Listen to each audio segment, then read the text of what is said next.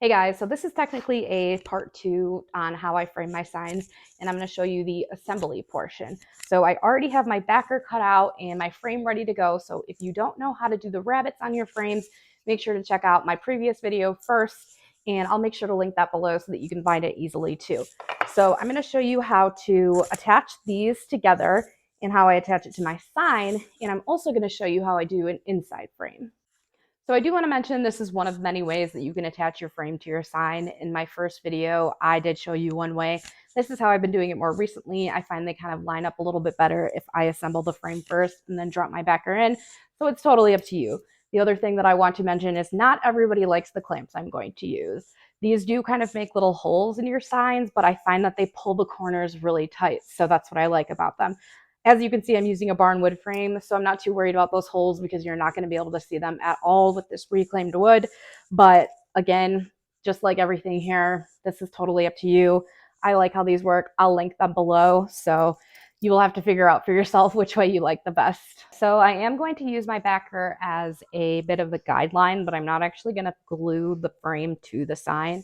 I'm just using regular Titebond II here that I put into a different bottle. You can use whatever wood glue you prefer to use, and I'm just going to go ahead and add the glue right to the miters. So that way, again, I'm not gluing anything to the sign. I'm just going to glue the four corners together.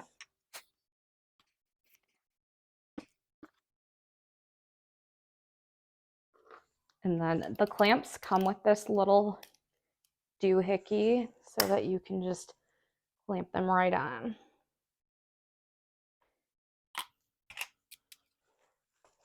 Now, the one good thing about reclaimed wood is it can be very forgiving, but it can also be a little bit more difficult to work with too.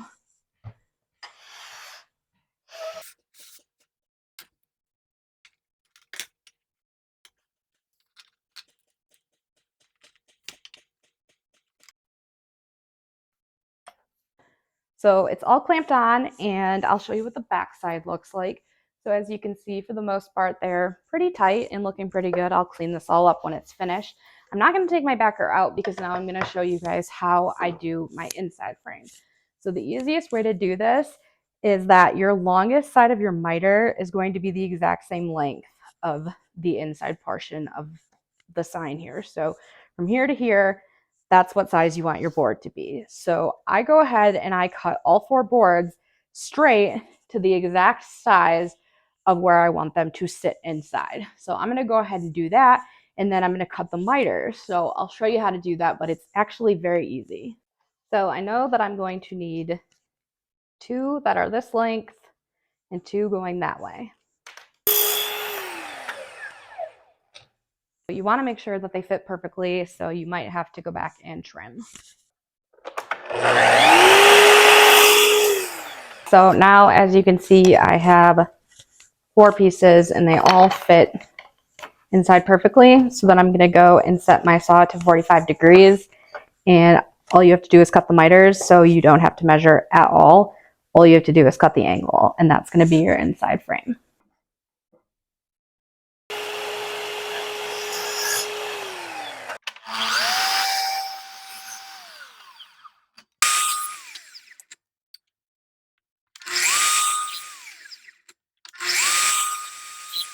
Once you've cut all your miters, they should fit perfectly. You may need to trim them a couple times. Not everything is actually permanently attached because I'm still waiting for my glue to dry. So I'm going to go work on something else, and I will show you guys how I attach everything once this is dry. Okay, so I am back. It's been about a half hour, and I'm going to show you guys how I go ahead and attach the frame to my backer. So here's my frame. I took my backer out, and I'm going to show you guys what I do. So I just go ahead and I'm taking my same wood glue. Again, this is Titebond, and I want to get the glue both on the front part of the frame and where it's touching the actual sides of the sign. So you might need to get a glue spreader, or I'm actually going to go and grab a Q-tip. And you want to make sure that you get enough glue, but not so much that it's going to be overflowing into the front of your frame, because you don't want a mess of glue all over your paint job. And speaking of paint, I do want to mention that I painted this backer with this milk paint, and that is the first time that I've ever used that, and I'm very happy with it. I'd really like to try some more of their colors now. That's the Arabian Night, so it's kind of like a deep black, almost like a really dark gray, and I was really happy with it. So I'm excited about that too because, again, I hadn't used that before, so I was looking forward to trying something new. All right, and now I'm just going to go ahead and drop my frame or my backer right into my frame. And you do want it to be a tight fit, so you might have to do a little maneuvering to get it in there. But again, you want it to be snug, so that's a good thing. Now, again, I am doing an inside frame, so I'm actually not too worried about the glue that's overflowing through because as long as these can still sit flat, they will hide that and cover it up. But I do want to kind of clean up it for the most part.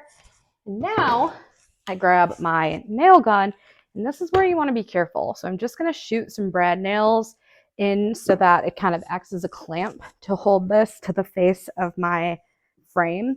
But you want to make sure that you don't miss and go through the front. And now again, I'm double framing, so these will cover that up, but you still have to kind of get them out of the way because otherwise the frame's not going to sit flat. Don't ask me how I know that. So I'm going to try to get as close as I can. And I'm just going to put, again, just enough in so that it kind of works as a clamp.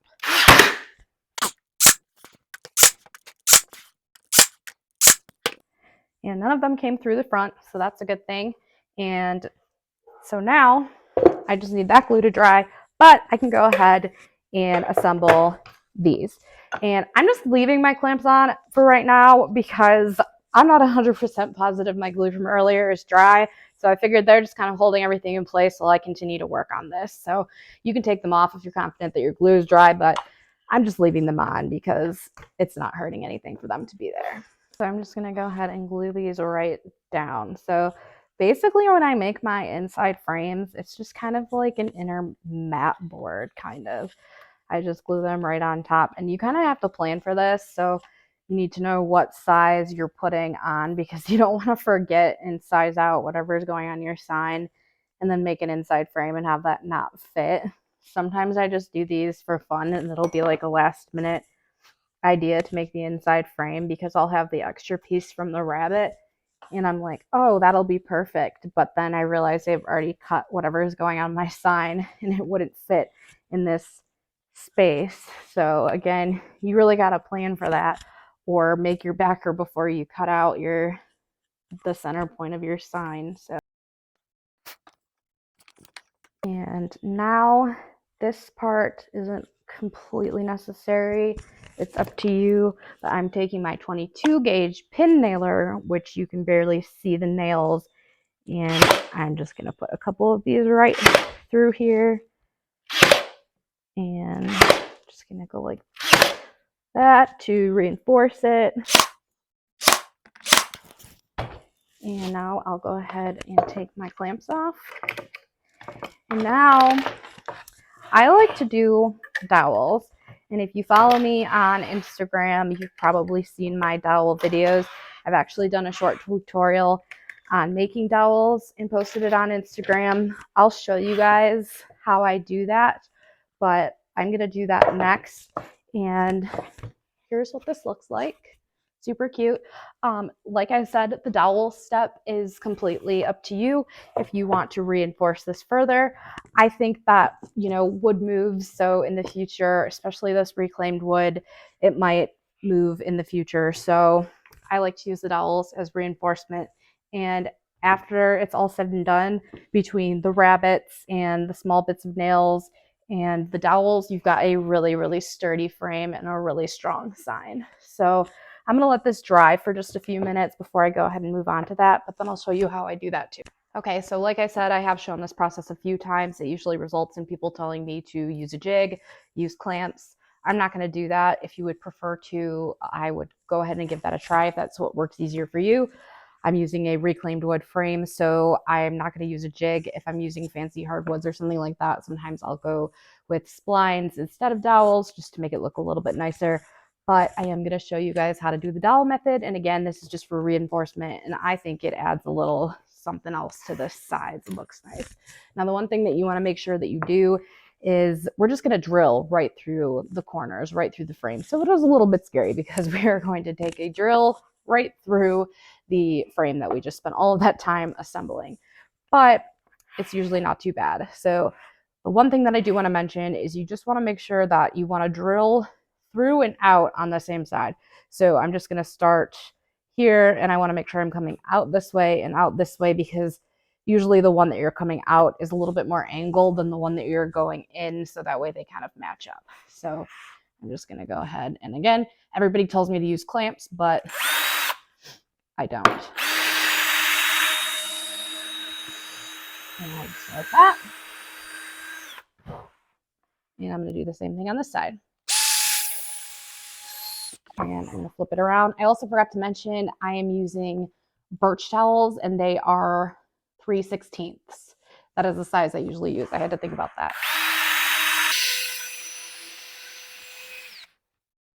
And I'll make sure to link the dowels that I use. I'll link all of the products. All right, so now I have my holes, and I'm just going to go ahead and add glue to the holes, and then I pound the dowels right through. And I'm just taking my glue, putting it right into the holes, and then I just stick my dowels right in.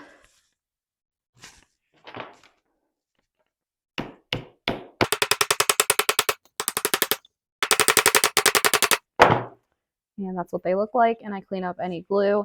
I'm going to do the other side, and then I'm going to let that dry for a few, and then I'll trim them up too.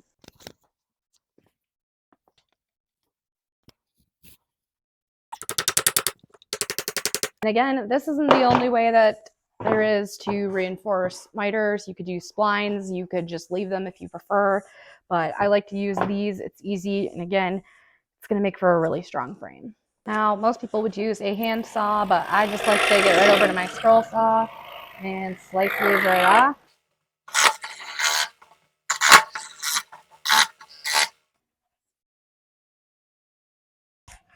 All right, so that's going to do it. I'm going to go ahead and run my sander over this slightly just to clean up the dowels. I'll show you guys them a little bit more close up. But after that, I will just spray the whole thing with this clear coat spray, and it'll be ready for its snowman. So make sure you subscribe and follow along with my other socials to see the finished piece. But I hope that you found this helpful, and thank you for watching.